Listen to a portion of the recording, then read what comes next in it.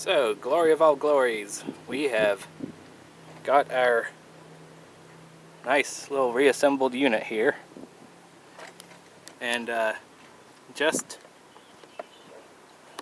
for show, to remind you I haven't reinstalled the O-ring yet completely. I set it down mostly in its track, and let me see if I can get out of the way here. You might be able to see it a little better.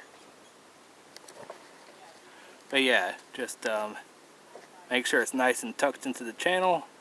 We'll do that last little bit here. Make sure the connectors don't, they will get in the way, but make sure they don't get in the way of you seeing that it's correctly seated. And we're correctly seated, so we're ready to try to drop this thing down in there.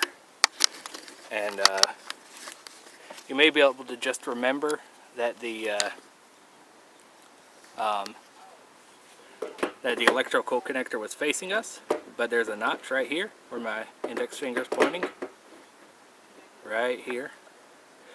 And then there's a corresponding notch on the outside of our lovely fuel pump unit top fuel filter sub-tank assembly.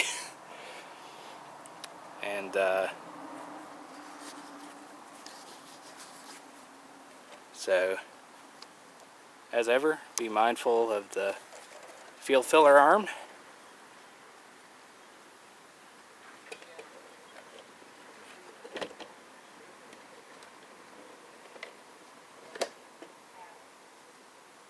Slowly but surely. Then there's a little bit of spring tension, but once it's sitting down, it'll be like that. And the little lock tab is in the right place. And yeah, you probably can't see that at all. My bad. Oh, it wants to come out there, but yeah. So there you go. And now for the lock ring struggle. And this is a two-handed ordeal throughout, and I don't really have a proper tripod set up, so sadly you will not get the benefit of seeing that. But yeah, it starts by hand, then you go about a quarter turn, and then you're supposed to push down, make sure you feel the engagement. And it's nice to have an assistant to push separately on this middle part, the actual unit. That makes sure that lock tab will stay in the correct location. But then once you push down and feel engagement, you know, it's not terribly much different from any other jar you're screwing on. Then you keep going.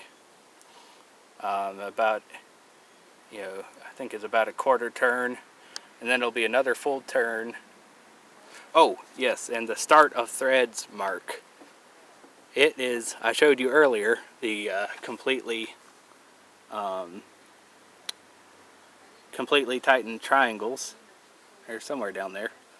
I can see it with my phone flashlight if I wanted to. But then there's a circle before that, and that is the start of threads mark.